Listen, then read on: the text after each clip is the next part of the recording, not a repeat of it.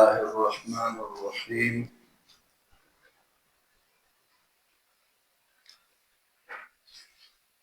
آیت ہے سورہ انفال کی آیت نمبر 15۔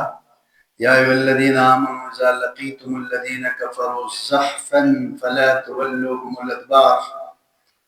صدق اللہ العظیم۔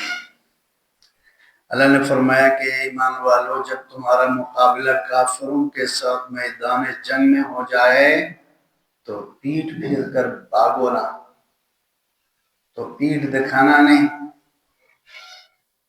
جنگ سے بھاگنا حرام ہے۔ یاد رکھیں، مسلمانوں کے لیے جائز نہیں، میدان جنگ میں اترنے کے بعد بھاگنے کی اجازت نہیں۔ لیکن اللہ تعالیٰ نے اس آیت سے اگلی والی آیت میں دو صورتوں میں اللہ تعالیٰ نے اس کی اجازت دی ہے۔ ایک تو یہ ہے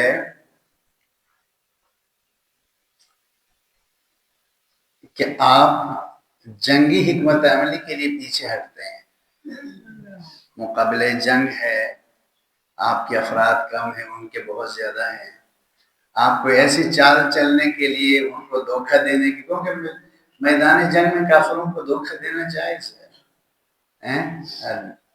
الحرب خدعۃ، عربی والے اہل عرب کا یہ قول ہے، جنگ تو حکمت عملی کا نام ہے۔ تو حکمت عملی کے لیے اگر کوئی آدمی بھاگتا ہے، بھاگ کے واپس آ کے اٹیک کرتا ہے، اللہ نے اس کی اجازت دی ہے۔ اور دوسرا یہ کہ آپ کی تعداد کم ہے، ان کی تعداد زیادہ ہے، آپ جا کے اپنی فوج سے مل کر تازہ دم دستہ لے کر آتے ہیں، پھر ان کے ساتھ مقابلہ کرتے ہیں، اس صورت میں جائز ہے۔ بزدلی دکھانے کے لیے، موت سے بھاگنے کے لیے ہے تو اس صورت میں میدان جنگ میں کافروں سے ان کے مقابلے میں بھاگنا یہ حرام ہے، کبیرہ گناہوں میں سے ناپسندیدہ طریقہ ہے۔ اللہ نے اس سے منع فرمایا۔ تو اس آیت میں اللہ کیونکہ سورہ انفال ٹوٹلی جہاد کے احکامات پر ہے، اللہ تعالیٰ نے اس میں غزوہ احد کو، غزوہ بدر کو، جو مختلف حضور صلی اللہ علیہ وسلم کے زمانے میں غزوات ہوئے ہیں، ان غزوات کا ذکر کیا ہے۔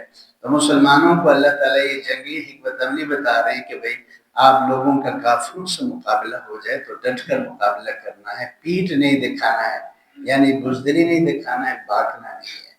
ایک آیت تو یہ۔ دوسری آیت یہ ہے، یا ایھا الذین آمنوا اطیعوا اللہ ورسولہ ولا تولوا عنہ وانتم تسمعون۔ اللہ نے فرمایا کہ ایمان والو، اللہ اور اللہ کے رسول کے ہمیشہ اطاعت کرو اور ان سے منہ نہ موڑو، رسول سے منہ نہ پھیرو، رسول سے منہ نہ پھیرو، وانتم تسمعون، اور حال یہ ہے کہ تم اللہ کے احکامات کو سنتے رہتے ہو، اللہ کے احکامات کو سنتے رہتے ہو۔ اللہ نے فرمایا کہ اللہ اور اللہ کے رسول کی اطاعت کرو، لیکن دوسرے حصے میں کیا فرمایا؟ وَلَا تَوَلَّوْا عَنْهُ، رسول سے منہ نہیں پھیرنا۔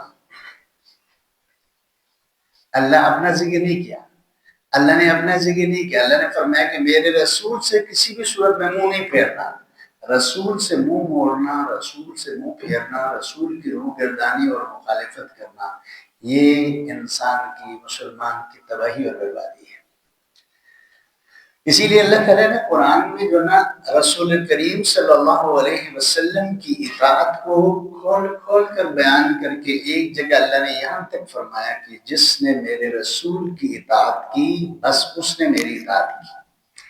رسول کی اطاعت اللہ کی اطاعت ہے۔ اس لیے اپنے معاملات میں، اپنے کاموں میں، اپنے جو نا لین دین میں حضور اقدس صلی اللہ علیہ وسلم کی تعلیمات کا پورا خیال رکھنا ضروری ہے، اور اس کے بغیر جو نا پھر ایک مسلمان کے ایمان کا اور اس کے اعمال کا کوئی اللہ کا معیار نہیں ہے۔ حضور صلی اللہ علیہ وسلم اللہ تعالیٰ کی طرف سے کامل نظام زندگی لے کر آئے اور اس کے اوپر عمل کر کے دکھائے، لہٰذا حضور صلی اللہ علیہ وسلم سے منہ موڑنا یا آپ کی نافرمانی کرنا کسی بھی صورت میں مسلمانوں کے لیے جائز نہیں ہے ہمارے لیے۔ ایک اور آیت ہے، اللہ نے فرمایا کہ یا ایھا الذین آمنوا اتقوا اللہ یجعل لکم فرقانا ویکفر عنکم سیئاتکم ویغفر لکم واللہ ذو الفضل العظیم۔ اے ایمان والو، ہر حال میں تقوی اختیار کرو اگر تقوی تمہارے اندر ہے تو اللہ تعالیٰ تمہارے لیے حق اور باطل کا امتیاز عطا کرے گا، اللہ تم کو حق اور باطل کے لیے فرقان عطا کرے گا، وَيُكَفِّرْ عَنْكُمْ سَيِّئَاتِكُمْ اور تمہارے گناہوں کا کفارہ فرمائیں گے، وَيَغْفِرْ لَكُمْ اور تمہارے گناہوں کو معاف کر دے گا، وَاللَّهُ ذُو الْفَضْلِ الْعَظِيمِ اللہ تو بہت بڑی مہربانی کے مالک ہے، اللہ بہت بڑے فضل کے مالک ہے، بہت بڑی مہربانی کے مالک ہے۔ اس آیت میں بھی اللہ تعالیٰ نے فرمایا کہ بھئی اگر تقوی ہے تو پھر انسان کے لیے حق اور باطل کا امتیاز کرنا آسان ہو جاتا ہے۔ یاد رکھو متقی انسان کے لیے پورا قرآن ہدایت کا ذریعہ ہے، متقی انسان کے لیے اللہ کی رضا، متقی انسان کے لیے آسانی دنیا اور آخرت میں، بلکہ آخرت کی ساری نعمتیں قرآن بتاتے ہیں کہ متقین کے لیے ہے، اور یہ متقین کون ہیں؟ جو اللہ کی نافرمانی سے بچتے ہیں۔ بس یہ سب سے آسان جو عوامی تقوی ہے وہ یہ ہے کہ بھئی اللہ کی نافرمانی سے اپنے آپ کو بچایا جا رہا ہے، بچایا جائے۔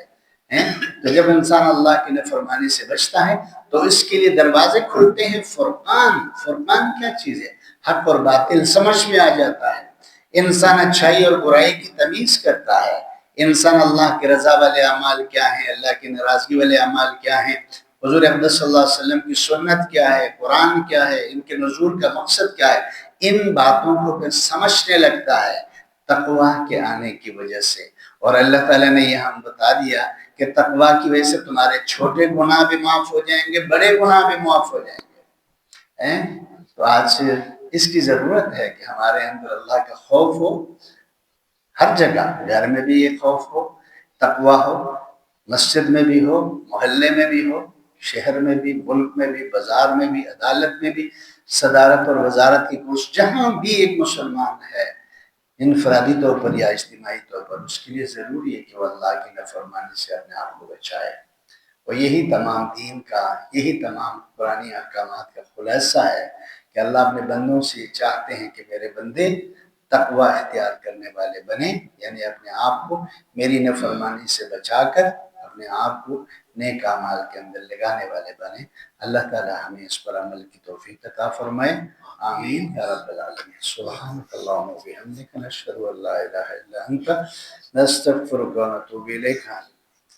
ربنا ظلمنا انفسنا وان لم تغفر لنا وترحمنا لنكونن من الخاسرین۔ اے اللہ ہمارے روزوں کو قبول فرما، یا اللہ ہمارے قرآن سننے اور سنانے کو قبول فرما، یا الہ العالمین مسلمان عالم کی مدد فرما، فلسطینیوں کی مدد فرما، اہل ایران کی مدد فرما، یا اللہ پاکستان کو اپنے حفاظت عطا فرما، اندر اور باہر کے دشمنوں سے اللہ اس ملک کی حفاظت فرما۔ سبحانک اللہم و بحمدک، نشہد ان لا الہ الا انت، استغفرک و اتوب الیک، وصلی اللہ